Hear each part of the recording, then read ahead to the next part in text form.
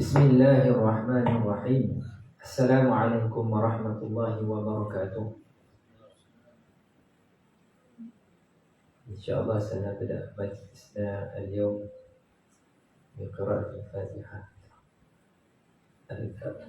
إلى حضرة النبي المصطفى رسول الله صلى الله عليه وسلم وإلى كافة الأنبياء والمرسلين وإلى جميع المسلمين والمسلمات والمؤمنين والمؤمنات ولمشايخنا ولأساتذتنا ولمعلمينا الأحياء منهم والأموات. شيء لهم الفاتحة. أعوذ بالله من الشيطان الرجيم. بسم الله الرحمن الرحيم. الحمد لله رب العالمين الرحمن الرحيم مالك يوم الدين إياك نعبد وإياك نستعين اهدنا الصراط المستقيم صراط الذين أنعمت عليهم غير المغضوب عليهم ولا الضالين.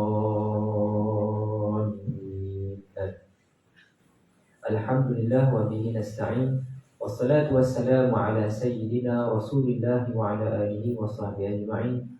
اللهم علمنا ما ينفعنا وانفعنا بما علمتنا. اللهم أغننا بالعلم وزينا بالحلم وأكرمنا بالتقوى وجملنا بالعافية. Muslimin dan muslimat yang dirahmati Allah sekalian, kita menzahirkan rasa gembira dan syukur Allah Ta'ala mengizinkan kita memasuki bulan Rajab, sebagaimana doa yang kedengaran. Dan kita juga boleh sentiasa lafazkan adalah Allahumma barik lana fi Rajab wa Sya'ban wa ballighna Ramadan. Jadi kira-kiranya baru sahaja kita memasuki bulan Rajab dan seterusnya dengan Sya'ban, dan insya-Allah nanti disusuli dengan Ramadan.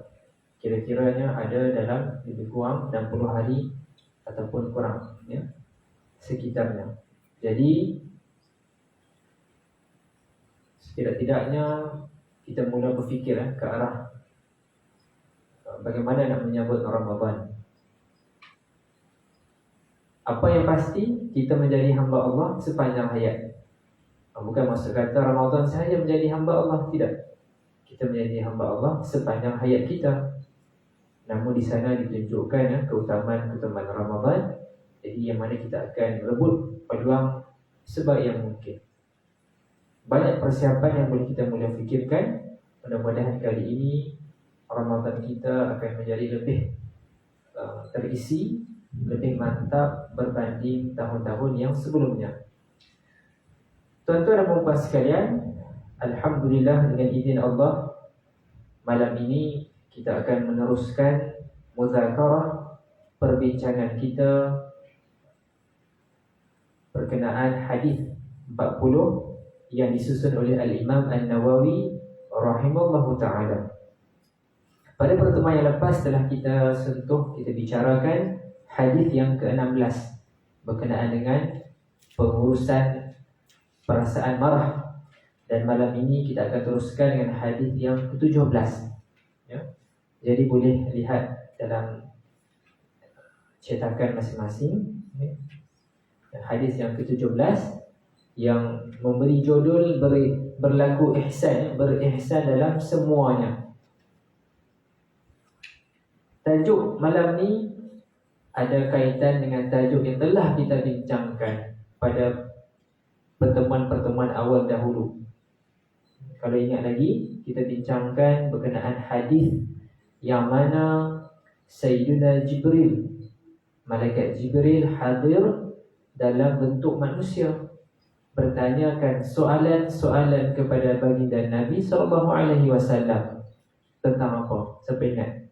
Tentang Islam, tentang iman dan tentang ihsan, dan juga tentang hari kiamat. Maka malam ini kita akan melihat tentang ihsan, yang mana telah kita nyatakan sebelum ini dalam perbincangan tersebut. Apakah ta'rifan ihsan? Kita akan lihat. Baik.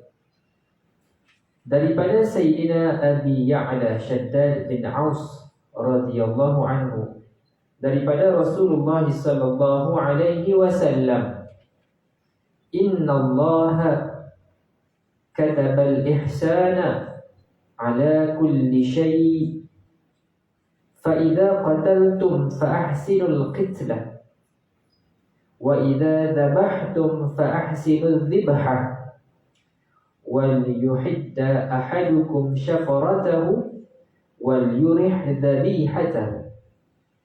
Maksud hadis ini, sesungguhnya Allah mewajibkan ihsan terhadap segala sesuatu. Jika kamu membunuh, laksanakanlah dengan cara yang baik. Dan apabila kamu menyembelih, sembelihlah dengan cara yang baik. Dan hendaklah seseorang daripada kamu menajamkan pisaunya, serta hendaklah dia menyegerakan sembelihannya. Hadis yang diriwayatkan oleh Imam Muslim dengan nombor 1955. Baik. Muslimin dan muslimat sekalian, sebelum kita meneruskan perbincangan berkenaan hadis ini, marilah sama-sama kita melihat sebaringkas berkenaan dengan perawi hadis ini, iaitu Sayyidina Shaddad bin Aus radhiyallahu anhu. Baik. Shaddad bin Aus bin Thabit al-Khazraji dikunyahkan dengan Abu Ya'la atau Abu Abdurrahman. Ibunya bernama Sarimah atau Sarmah dari Bani Adi bin Najjar. Ayahnya pula menyertai peperangan Badar bersama-sama Rasulullah sallallahu alaihi wasallam dan telah syahid dalam peperangan Uhud. Baik. Dikatakan oleh Ubadah bin As-Samit, Shaddad bin Aus termasuk dalam kalangan manusia yang dikunyahkan dengan ilmu dan sifat lemah lembutnya. Sedangkan ramai manusia dikunyahkan dengan salah satu daripada keduanya. Ya, nak menggambarkan ketinggian kepribadian Sayyidina Shaddad, maka dikunyahkan dengan ilmu dan sifat lemah lembut. Sedangkan bagi orang lain dikunyahkan dengan salah satunya sahaja. Baik. Dengan sebab itu, kata Sa'id bin Abdul Aziz, kelebihan Shaddad bin Aus ialah dengan dua perkara, iaitu pertama apa dia? Penuh dengan ilmu, dan yang kedua, kesabaran yang tinggi ketika marah. Jadi dapat kita pelajari daripada perawi hadis ini dua perkara. Yang pertama, penuhnya dengan ilmu, dan kedua, kesabaran yang tinggi ketika marah.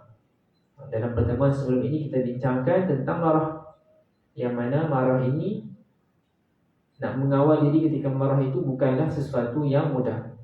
Baik. Khalid bin Ma'dan berkata, tidak ada di bumi Syam ini orang yang lebih dipercayai, lebih faqih dan lebih diradai melainkan Ubadah bin As-Samit dan Shaddad bin Aus. Kita lihat dalam kalangan para sahabat sekalipun, mereka meletakkan kepercayaan yang tinggi. Bila disebutkan faqih, apa maksud faqih? Faqih ini mereka yang memahami agama. Sebagaimana dalam dalil yang lain disebutkan, man yuridillahu bihi khairan yufaqihu fid din. Sesiapa yang Allah Ta'ala inginkan kebaikan dikurniakan kepadanya, maka diberikan kefahaman agama kepada. Lihat ya, ada beza antara ilmu, tahu dan faqih, yakni mereka yang memahami agama. Baik, saya buat satu contoh.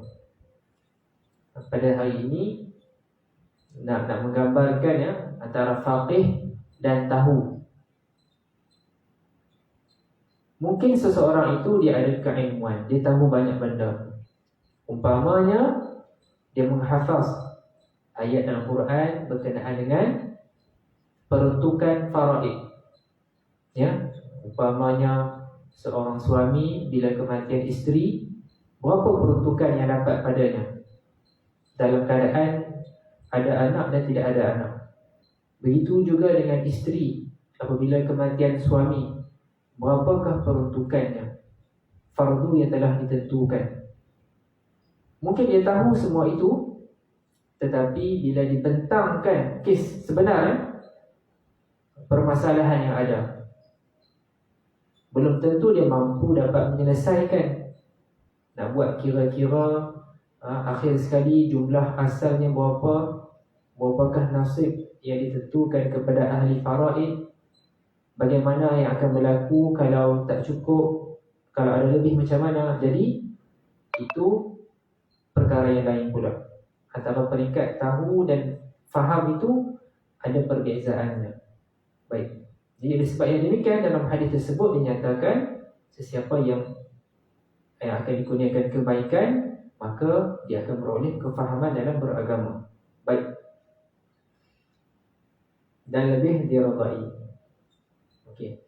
Seterusnya Al-Mafsal bin Al-Ghulabi menyatakan orang yang zuhud daripada kalangan Ansar hanya 3 orang, iaitu Abu Darda, Umar bin Sa'ad dan Shaddad bin Aus. Jadi kalau kita mempelajari orang kata apa, kisah-kisah salafus salih, kita akan perhatikan mereka yang benar-benar menelusuri ilmu agama ni akan ada sifat zuhud mereka. InsyaAllah mudah-mudahan mereka dan ulama-ulama ukhrawi kita memang ada ikatan yang kuat dengan sifat zuhud. Baik. Beliau telah meriwayatkan berapa banyak hadis? 50 buah hadis daripada Rasulullah SAW. Nabi pernah bertanya kepada Shaddad, lantas jawabnya, dunia sempit bagiku. Kemudian Nabi SAW menyatakan, tidak bagi kamu, sesungguhnya kota Syam akan dibuka, kamu dan keturunan kamu akan menjadi pemimpin di sana, insyaAllah. Itu untuk doa kepada beliau, Nabi SAW. Baik, beliau menetap di kota Hims. Beliau meninggal pada tahun 58 Hijrah semasa berusia 75 tahun. Sekali lagi bila kita lihat sirah-sirah ataupun biografi orang-orang soleh sebelum kita, dapat beri gambaran kepada kita berapa orang kata base rate tu, umur tu. Jadi bila kita tengok di sini 75 tahun. Sebagaimana yang kita biasa dengar, yang biasa disebutkan, umur dalam kalangan umat Nabi Muhammad SAW ini lazimnya kebanyakannya antara 60 sampai 70 tahun. Baik. Terkenal sebagai seorang yang kuat beribadat dan rajin berusaha. Ini satu lagi perkara yang dapat menambah motivasi kita juga adalah ulama-ulama kita, selain daripada mereka bersungguh-sungguh belajar ilmu, mengajarkannya, mereka juga kuat beribadah. Mudah-mudahan kita akan beroleh kekuatan juga untuk mengikuti jejak langkah mereka. Seiring belajar pun semangat, usaha beribadah pun sama juga. Dan beliau meninggal di dunia di Palestin pada zaman pemerintahan Muawiyah. Baik, jadi itu sebuah sedikitlah tentang perawi hadis ini. Muslimin dan muslimat sekalian, mari kita lihat potongan hadis ini. Bagaimana dimulakan? Dimulakan dengan satu bentuk perintah yang umum. Innallaha katabal ihsan ala kulli syai'. Allah Ta'ala memerintahkan berlakunya sifat ihsan dalam setiap perkara. Ya, baik. Itu kenyataan yang kita lihat umum dalam setiap perkara. Dan ingat balik, sebelum ini telah kita pelajari tentang iman, Islam dan ihsan. Sekali lagi hari ini kita akan lihat perbincangan tentang ihsan. Baik. Seterusnya dilanjutkan, diberikan contoh situasi dalam situasi perlu adanya pembunuhan, yakni pembunuhan yang diharuskan. Nanti kita akan bincangkan apakah bentuk pembunuhan yang diharuskan, maka kena laksanakan dengan baik. Baik, itu yang pertama. Dan kita faham membunuh ini melibatkan manusia yang bernyawa, yang berakal. Berikutnya, wa idza dzabhtum fa ahsinu dzibha. Bila disebutkan tentang sembelihan ini, sembelih apa? Sembelih haiwan yang diharuskan untuk disembelih, untuk dimakan. Baik. Tadi dengan manusia, ketelah tersebut juga terhadap binatang yang harus dibunuh, maka seterusnya terhadap haiwan yang boleh dimakan pula. Kena berlaku ihsan juga terhadap binatang yang akan disembelih tersebut. Dan hendaklah adanya persiapan untuk melaksanakan tindakan tersebut. Kena tajamkan mata pisau dan hendaklah menyegerakan sembelihan tersebut. Masya Allah ya, kita lihat begitu hebatnya aturan adab muamalat yang diajarkan. Bagaimana kita nak berinteraksi dengan manusia sekalipun ya, terhadap mereka yang harus kita laksanakan hukuman bunuh, dan juga terhadap haiwan yang boleh dimakan. Baik, muslimin dan muslimat sekalian, perkara ini membawa kita untuk ingat balik bahawa itulah baginda Nabi SAW. Nabi kita, semulia-mulia Nabi, penghulu para rasul, Nabi kita yang kita nak bergantung harap, nak mendapatkan syafaat, Nabi SAW. Itulah Nabi SAW yang menjadi rahmat, yang merupakan hadiah Allah Ta'ala kurniakan kepada kita. Ya ayyuhan nas, innama ana rahmatul muhdah. Hadis diriwayatkan oleh Sayyidina Abu Hurairah yang dilaporkan oleh Al-Imam Al-Bukhari. Berikutnya ayat Al-Quran, wa ma arsalnaka illa rahmatan lil alamin. Tidak kami utuskan kamu melainkan menjadi rahmat ke seluruh alam. Lihat di situ, alamin. Sebagaimana dalam perbincangan bahasa Arab, satu alam, dua alam dan banyak alam, maka di sini digunakan alamin dalam bentuk plural. Bukan sekadar alam yang kita wujud ni sahaja, bahkan alam-alam yang lain. Baik, tuan-tuan dan puan sekalian, pernah hadir tak majlis periwayatan hadis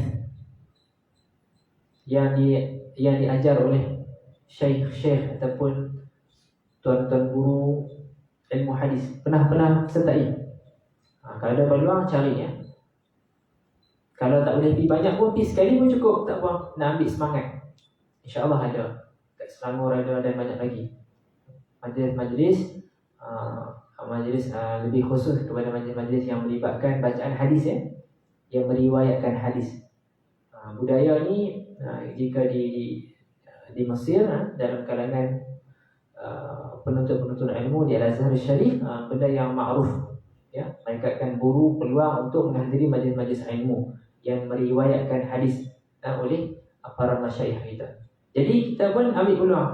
Jika ada peluang, hadir, mudah-mudahan mendapat barakah. Kerana muhadis ataupun tuan-tuan guru itu, mereka meriwayatkan hadis. Baik, jadi antara hadis yang diajarkan, yang awal-awal diajarkan oleh muhadis, guru-guru hadis kepada para penuntut, apakah hadis tersebut?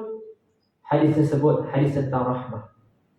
Ar-Rahimun yarhamur Rahman, irhamu man fil ardi yarhamukum man fis sama. Orang-orang yang berkasih sayang, Ar-Rahimun, mereka itu dirahmati, mereka itu merahmati orang yang berada di bumi. Maksud kata, orang-orang yang berkasih sayang ini, mereka merahmati makhluk-makhluk yang ada di bumi ini, dan para malaikat merahmati mereka. Ini hadis yang diriwayatkan oleh Sayyidina Abdullah bin Umar bin As. Baik,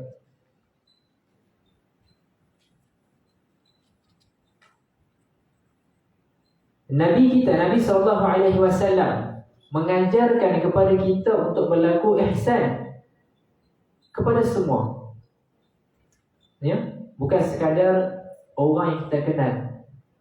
bukan sekadar kepada sesama umat Islam, bahkan kepada yang bukan Islam, bahkan kepada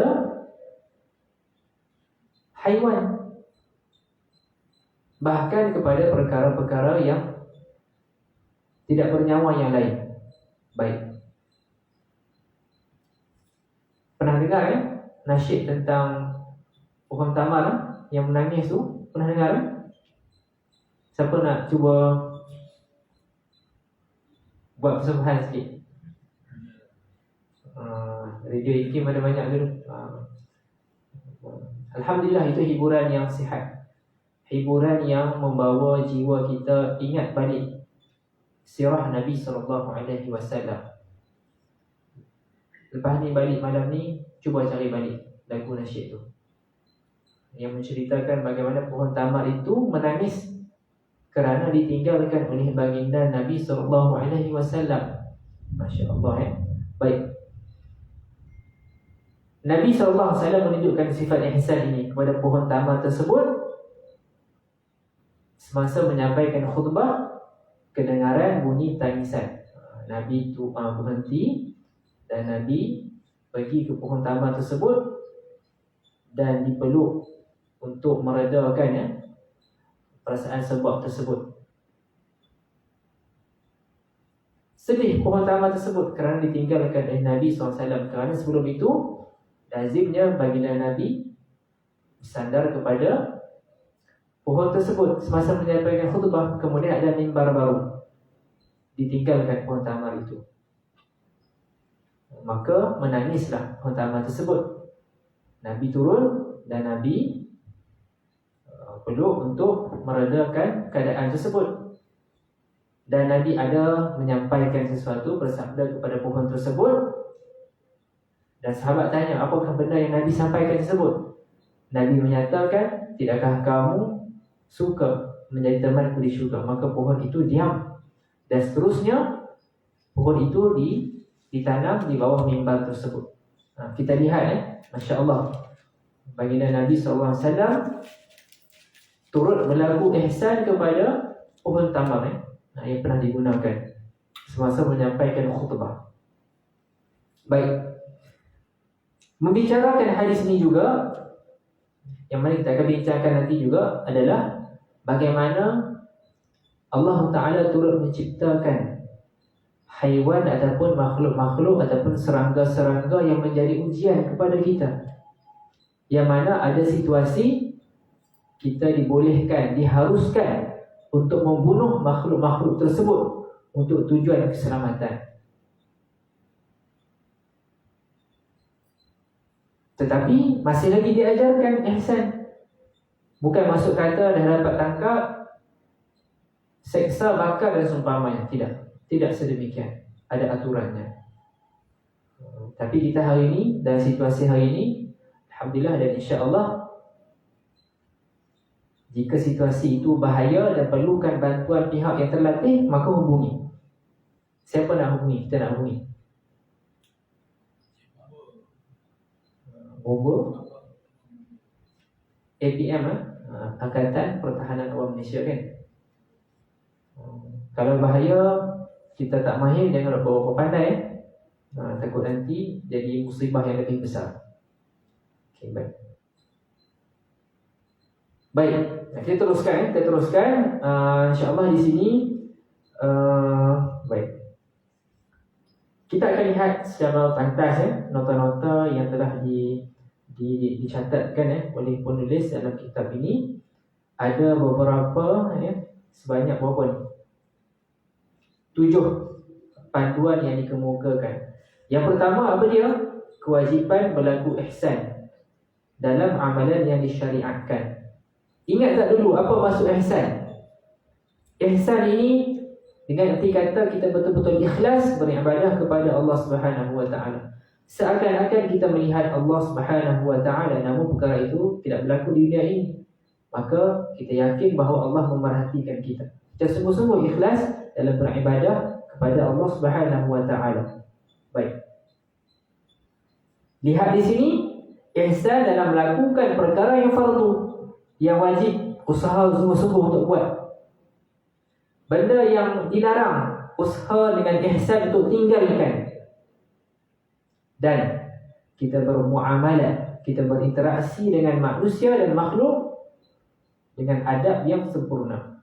Jaga segala adab agar diterima amalan tersebut dan banyak pahala. Pernah terbaca suatu bentuk motivasi moden pada hari ini? Dinyatakan, kalau orang berlaku biadab terhadap kita, apa pilihan yang kita ada? Adakah kita nak balas cara yang sama? Ataupun kita tak balas cara tersebut, balas dalam bentuk akhlak yang lebih mulia. Jadi dicadangkan, kalau kita balas cara yang sama, maka level yang sama lah. Tapi jangan tunjukkan akhlak tersebut. Balas dalam keadaan yang lebih baik. Ya. Okey. Kedua, di sini dinyatakan tentang salah satu prinsip yang penting dalam agama Islam, kerana dia membicarakan tentang ihsan. Dulu kita bincangkan tentang iman. Iman ni perkara yang melibatkan keyakinan dalam hati, tentang aqidah. Islam tentang amalan ibadah yang dizahirkan dalam bentuk tindakan. Maka ihsan ini pula yang melibatkan jiwa kita, akhlak kita, ya. Baik. Maka amat penting perkara ini untuk kita berikan perhatian.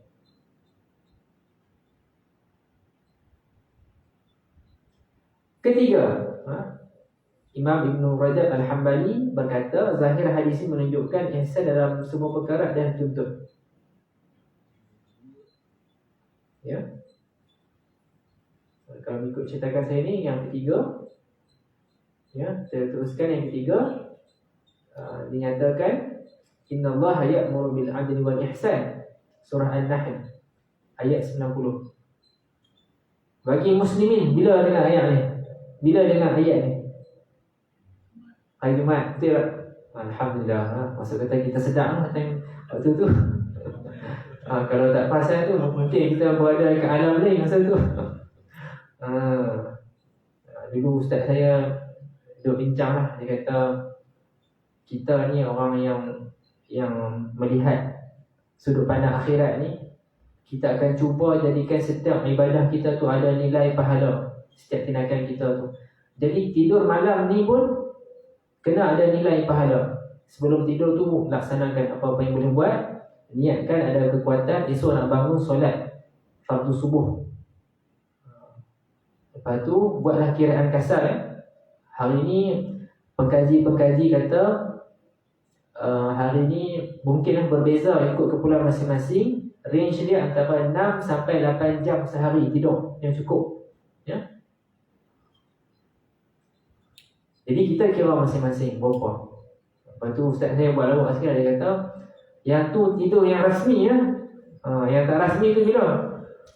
Tertidur dalam khutbah Jumaat, dalam kelas ngaji macam ni, tu tak rasmi tu. Mungkin 7 jam yang rasmi, tambah lagi sejam yang tak rasmi, cukup 8 jam. Sajalah dia musik sikit kan. Baik, tak apa. Okey, baik. Jadi ayat ini dibacakan semasa hari Jumaat, semasa khutbah. Ada dibacakan, ya. Mungkin ada sebahagian tempat tidak menyertakan ayat ini. Namun jika ada, kita ingat, innallaha ya'muru bil 'adli wal ihsan. Berlaku adil dan ihsan. Adil dan ihsan. Baik. Jadi pentinglah benda ni, adil dan ihsan. Baik. Yang seterusnya, wa ahsinu innallaha yuhibbul muhsinin. Hendaklah berlaku ihsan, sesungguhnya Allah suka kepada orang yang berbuat ihsan. Ada kan ayat tersebut dalam masing-masing mencetakan, betul tak? Ada tanda 3 titik kan pada ilmu tajwid. Apa maksud dia? Berhenti dekat salah satu. Kalau berhenti, maka yang berikutnya tu kena sambung lah. Yang baik. Dan selangor pun, selangor darul ihsan. Ihsan ya. Masya Allah, masuk kata negeri yang adanya ihsan. Darul Ihsan,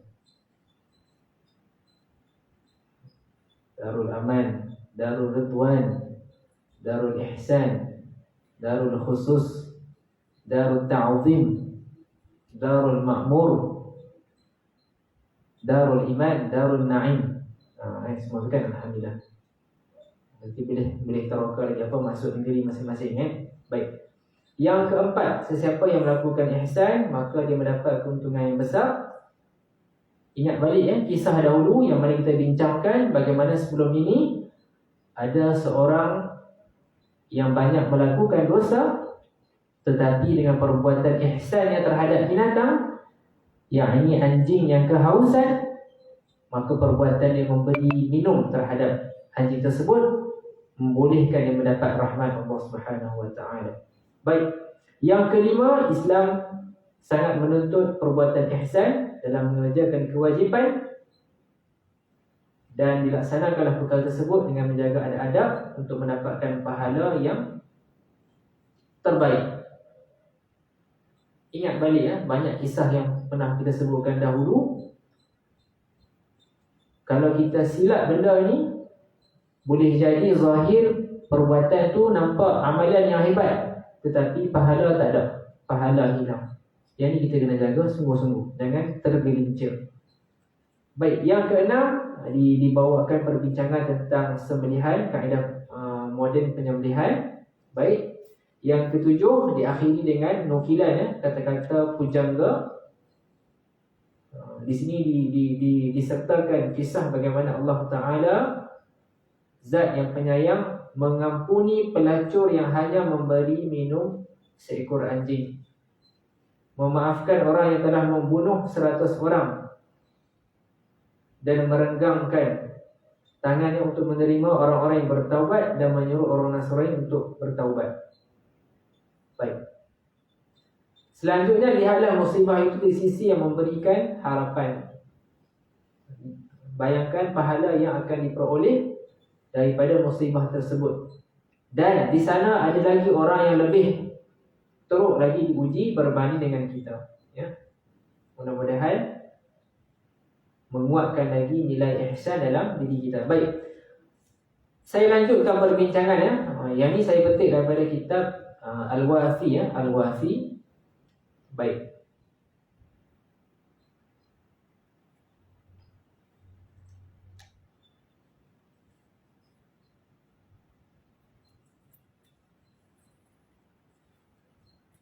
Tuan-tuan dan puan-puan sekalian, sebentar tadi kita baca dalam teks hadis dinyatakan tentang berlakunya ihsan dalam pembunuhan. Bunuh maksud kata bunuh benda yang bernyawa, manusia. Baik, dalam konteks pembunuhan yang diharuskan ini bila pembunuhan yang diharuskan ini yang berlaku?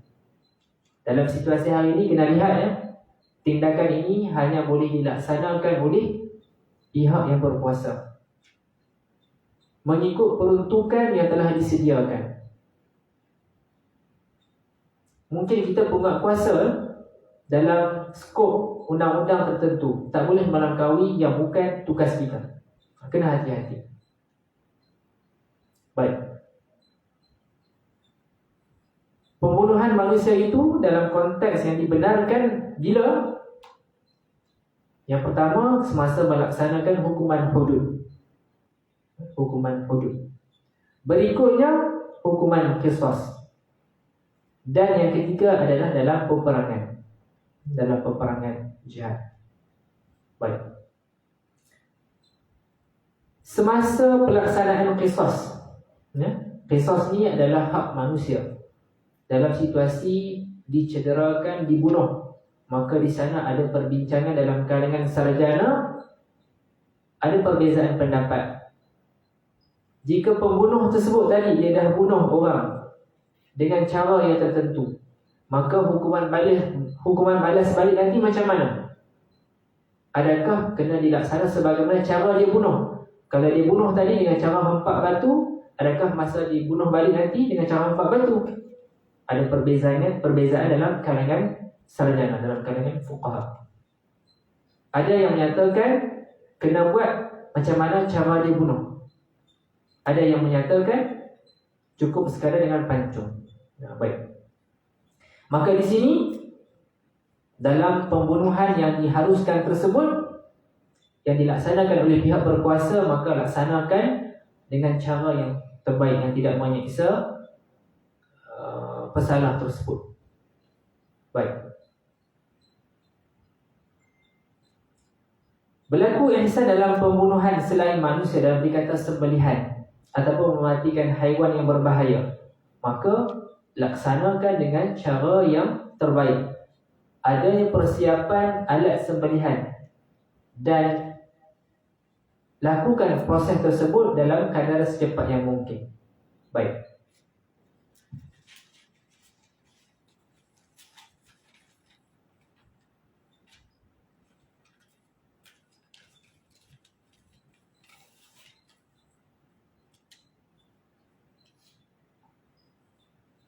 Hatta dalam peperangan sekalipun diajarkan kepada kita, Nabi SAW melarang perbuatan mencincang, memusnahkan, memburukkan wajah mayat musuh.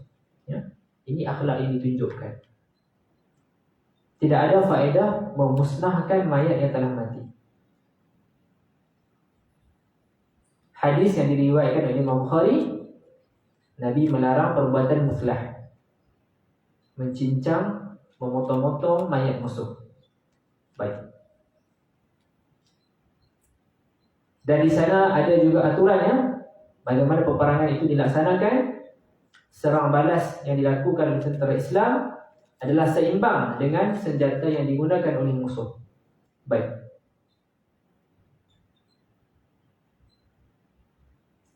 Seterusnya kita lihatnya, larangan membakar dengan api. Dirujuk dalam hadis sahih Imam Bukhari, telah dijazatkan dalam amalan syariat Islam larangan membakar dengan api. Hadis yang diriwayatkan oleh Imam Bukhari daripada Sayyidina Ibnu Abbas, la tu'adzibu bi'adabillahi azza wa jalla. Jangan kita menyiksa, membunuh dengan cara membakar. Baik. Dan larangan ini mencakupi haiwan dan serangga juga. Kalau tuan-tuan sekalian perasan, baru-baru ni ataupun tahun lepas, kita telah mungkin ternampak video yang diulang siar. Rasanya dibakar juruterbang tentera mana yang dikurung dalam sangkar kan. Jadi mendapat kecaman yang banyak, dibakar hidup-hidup. Itu memang dah dilarang dalam dalil ni, tidak boleh buat. Baik. Tentang larangan membakar haiwan ini ataupun serangga, hadis yang diriwayatkan oleh Imam Ahmad dalam kitab Musnad daripada Sayyidina Imam Abu Daud dan An-Nasai daripada Abdullah bin Mas'ud, kunna ma'an Nabi sallallahu alaihi wasallam famararna biqaryatin naml qad uhriqat faghadiba an-nabi sallallahu alaihi wasallam wa qala la yanbaghi li basharin an yu'adziba bi'adzabillahi azza wa jalla. Sayyidina Abdullah bin Mas'ud meriwayatkan beliau pernah bersama-sama dengan Nabi sallallahu alaihi wasallam melewati kawasan sarang semut yang telah dibakar. Nabi menjadi murka, Nabi marah, dan Nabi menyatakan tidak sepatutnya seseorang itu melaksanakan, mengazab dengan azab yang akan dilaksanakan oleh Allah Subhanahu wa taala. Maka dinyatakan oleh ulama makruh membakar hatta terhadap serangga. Dan di sini dinakalkan pandangan Imam Ahmad melarang membakar ikan hidup-hidup. Kalau ada kedai seafood yang kolam yang ikan fresh ambil terus bakar. Ini pandangan Imam Ahmad, dilarang untuk membakar ikan yang sedang hidup. Bukan kata tak boleh buka kedai ikan makan, salah faham pula tu. Maksudnya jangan bakar ikan yang sedang hidup. Bukan kata tak boleh bakar ikan. Nanti salah faham, tak pergi pula kedai ikan bakar Maksudnya di sini tak boleh bakar yang ikan masih hidup. Okay, baik. Seterusnya dalam kita nak memahami juga bagaimana adab kita berlaku ihsan terhadap haiwan. Di sana dinyatakan dikemukakan hadis yang diriwayatkan oleh Imam Bukhari dan Muslim daripada Sayyidina Anas, yang mana Nabi melarang perbuatan ikat haiwan jadikan sasaran dan tembak ataupun panah. Perbuatan itu dilarang. Ya. Diriwayatkan dalam Sahih Bukhari dan Muslim juga daripada Sayyidina Ibnu Umar, yang mana pernah melewati satu kaum yang mengikat seekor ayam di atas batang kayu dan melontar terhadap ayam tersebut. Perbuatan tersebut dilarang dan Nabi melaknat perbuatan tersebut. Saya ambil ayam, ikat atas kayu dan bunuh macam tu. Mengapa tidak sembelih sebagaimana yang telah disyariatkan?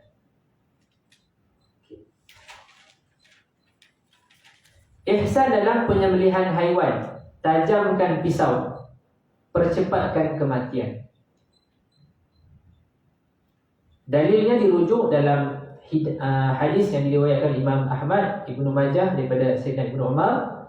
Nabi perintahkan untuk tajamkan pisau dan menyembunyikan pisau itu daripada pandangan haiwan.